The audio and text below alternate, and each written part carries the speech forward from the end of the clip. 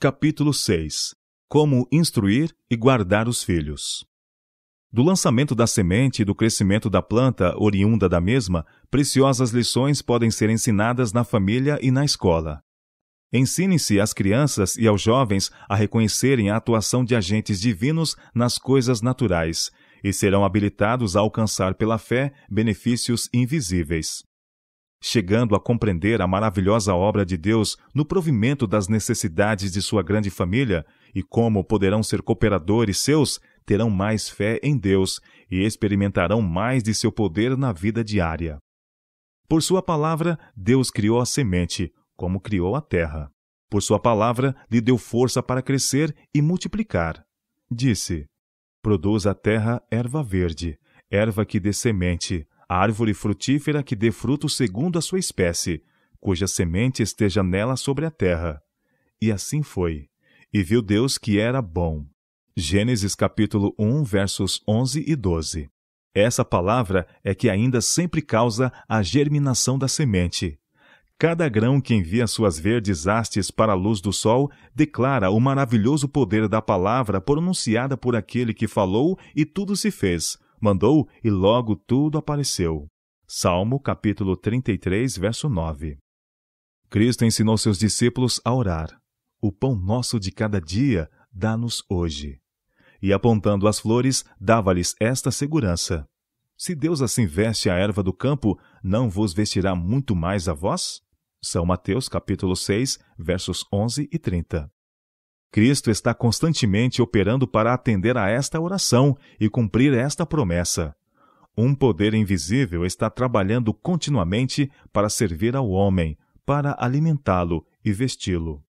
Nosso Senhor emprega muitos meios para fazer da semente aparentemente desperdiçada uma planta viva, e supre, em proporção conveniente, tudo quanto é requerido para produzir a colheita. Nas belas palavras do salmista: tu visitas a terra e a refrescas. Tu a enriqueces grandemente com o rio de Deus, que está cheio de água. Tu lhe preparas o trigo, quando assim a tens preparada. Enches de água os seus sulcos, tu lhe aplanas as leivas, tu a amoleces com a muita chuva, abençoas as suas novidades. Coroas o ano com a tua bondade, e as tuas veredas destilam gordura. Salmo capítulo 65, versos 9 a 11. O mundo material está sob o governo de Deus. A natureza obedece às leis naturais. Tudo fala e obra em harmonia com a vontade de Deus. Nuvem e sol, orvalho e chuva, vento e tempestade, tudo está sob a superintendência de Deus e presta obediência implícita a seu mandado. Em obediência à lei ou à vontade do Altíssimo é que o caulículo da semente rompe pelo solo, primeiro a erva, depois a espiga, por último, o grão cheio na espiga. Marcos, capítulo 4, verso 28. A estes, Deus desenvolve em sua estação própria, pois não se opõe à sua operação. Será que o homem, criado à semelhança de Deus, dotado de raciocínio e linguagem, seja o único indigno de suas dádivas e desobediente à sua vontade? Causarão, unicamente os seres racionais, confusão em nosso mundo? Em tudo quanto tende à manutenção do homem, vemos a cooperação do esforço divino e do humano. Não poderá haver colheita se a mão humana não fizer sua parte no semear a semente. Mas, sem as forças naturais que Deus provê, dando sol e chuva, orvalho e nuvens, não haveria multiplicação. Assim é em todo o ramo de trabalho, em todo o setor de estudo e ciência. Assim é no terreno espiritual, na formação do caráter e em toda a esfera de serviço cristão. Temos que fazer nossa parte, porém o poder da divindade precisa unir-se-nos, pois, de outro modo, nossos esforços serão baldados. Sempre que o homem realiza alguma coisa, seja espiritual, seja material, deverá reconhecer que somente o consegue pela cooperação do seu Criador. É-nos muitíssimo necessário reconhecer nossa dependência de Deus. Deposita-se demasiada fé nos homens e confia-se muito na invenção humana. Há pouquíssima confiança no poder que Deus está pronto a proporcionar-nos. Somos cooperadores de Deus. Imensuravelmente inferior é a parte do instrumento humano. Mas, se estiver ligada à divindade de Cristo, pode fazer todas as coisas pelo poder que Cristo lhe comunica. O desenvolvimento gradual da planta contida na semente é uma lição objetiva na educação das crianças. Tem-se primeiro a erva, depois a espiga, por último o grão cheio na espiga. Aquele que deu esta parábola criou a terra-semente, deu-lhe as propriedades vitais e ordenou as leis que lhe governam o crescimento.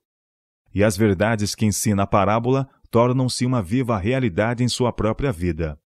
Tanto em sua natureza física como na espiritual, obedecia à ordem divina do crescimento, ilustrada pela planta, como deseja que todo adolescente faça. Embora fosse a majestade do céu, o Rei da Glória tornou-se uma criancinha em Belém, e durante algum tempo representou o indefeso infante sob os cuidados da mãe. Na infância, procedia como criança obediente. Falava e agia com a sabedoria de criança e não de homem, honrando os pais e cumprindo-lhes os desejos em coisas úteis, de acordo com sua aptidão infantil. Mas em cada fase de seu desenvolvimento era perfeito, com a graça simples e natural de uma vida inocente. De sua infância diz o relatório sagrado: "E o menino crescia e se fortalecia em espírito, cheio de sabedoria, e a graça de Deus estava com ele." E de sua juventude é narrado: "E crescia Jesus em sabedoria, e em estatura, e em graça para com Deus e os homens."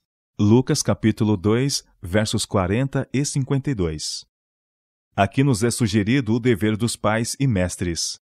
Seu empenho deve ser cultivar as tendências dos adolescentes para que em cada fase de sua vida representem a beleza natural apropriada a esse período, desenvolvendo-se naturalmente como as plantas no jardim. São mais atrativas as crianças naturais e sem afetação. Não é prudente dar-lhes atenção especial e recordar diante delas seus ditos vivazes. Não se deve animar a vaidade, louvando-lhes o olhar, suas palavras ou os feitos. Tampouco devem ser vestidas com roupas caras e vistosas. Isto lhes inspira orgulho e excita a inveja no coração de seus companheiros. Os pequenos devem ser educados com simplicidade infantil. Cumpre serem exercitados a contentar-se com os pequenos e úteis deveres e com os prazeres e experiências próprios da sua idade. A infância corresponde à erva da parábola, e a erva tem em si uma beleza peculiar. Não se deve obrigá-los à maturidade precoce, mas conservar-lhes tanto quanto possível o frescor e graça dos seus primeiros anos. Podem as criancinhas ser cristãs, tendo uma experiência de acordo com sua idade. Isso é tudo quanto Deus delas espera. Necessitam de ser educadas nas coisas espirituais, e os pais devem dar-lhes toda a oportunidade para que formem caráter semelhante ao de Cristo.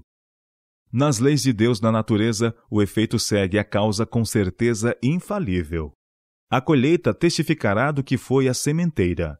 O obreiro negligente é condenado por sua obra.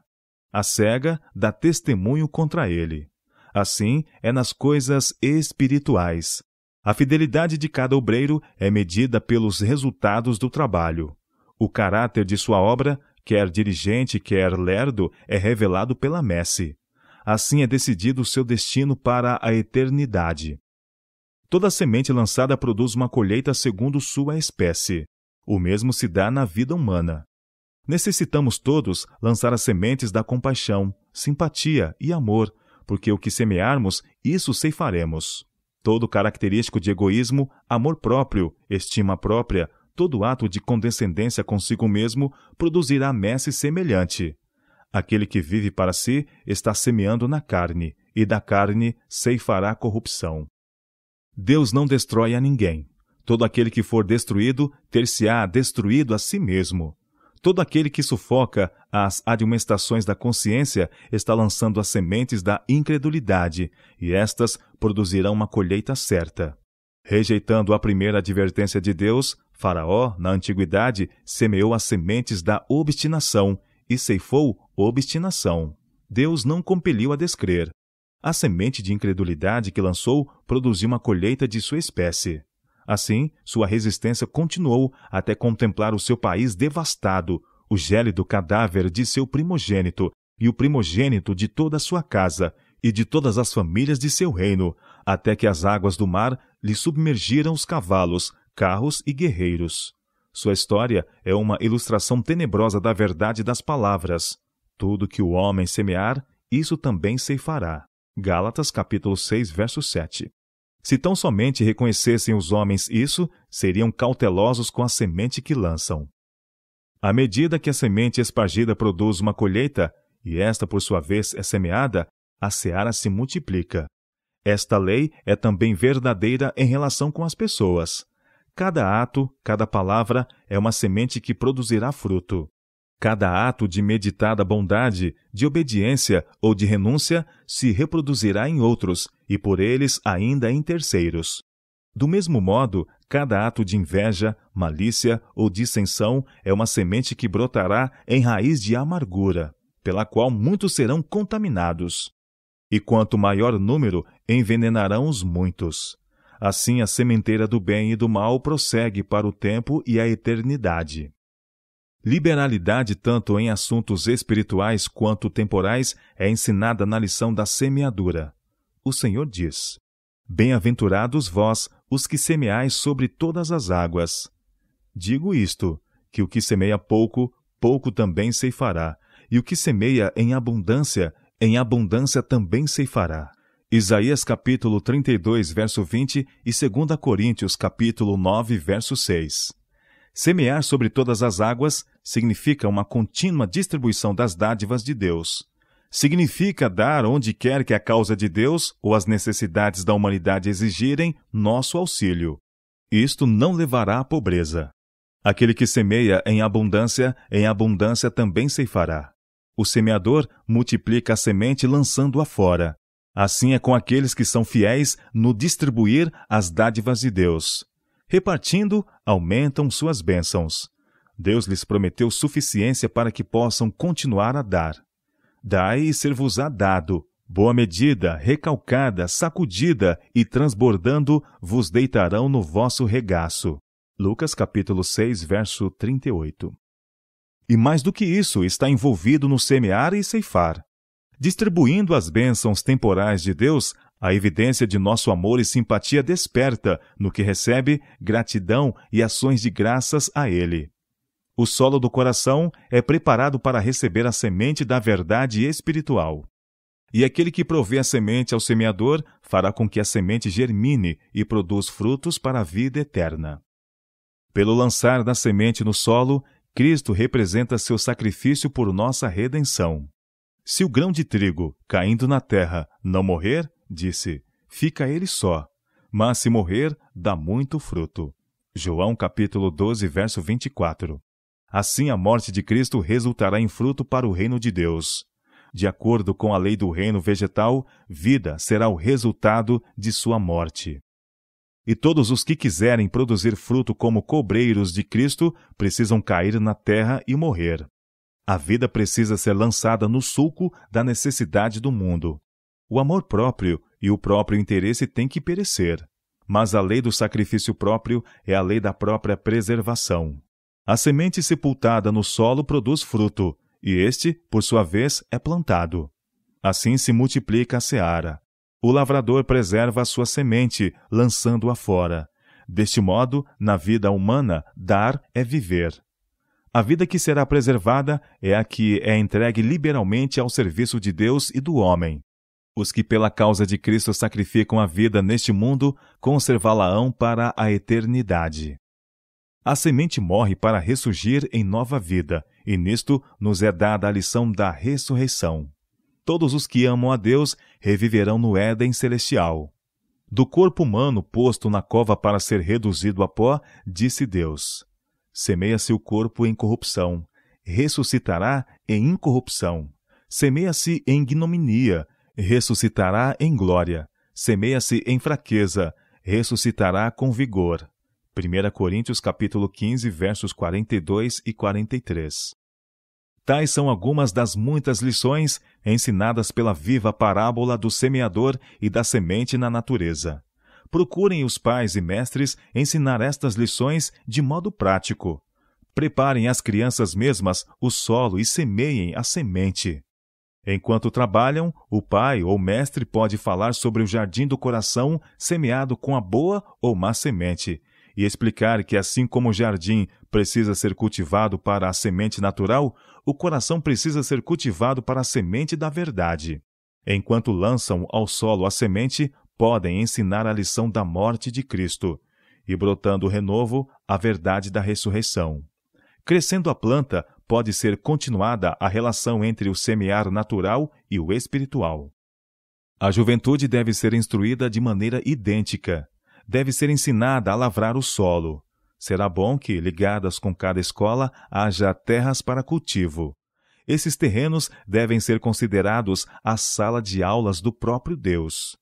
As coisas da natureza devem ser contempladas como sendo o compêndio que seus filhos devem estudar, do qual podem obter conhecimento quanto ao cultivo da alma. Preparando o solo e cultivando a terra, podem aprender-se constantemente lições. Ninguém pensaria em estabelecer-se em terrenos agreste, esperando que produzisse imediatamente uma colheita. Esforço, diligência e trabalho perseverante devem ser empregados no tratamento do solo, preparatório para a semeadura. Assim é com a obra espiritual no coração humano. Os que quiserem ser beneficiados pelo cultivo do solo precisam sair com a palavra de Deus no coração. Acharão o solo inculto do coração sulcado pela influência branda e enternecedora do Espírito Santo. A não ser que se empregue trabalho árduo no solo, ele não produzirá colheita. O mesmo se dá com o solo do coração. O Espírito de Deus precisa nele operar para refiná-lo e discipliná-lo antes de poder produzir fruto para a glória de Deus. A terra não produzirá suas riquezas quando lavrada esporadicamente. Necessita de cuidado meditado e diário.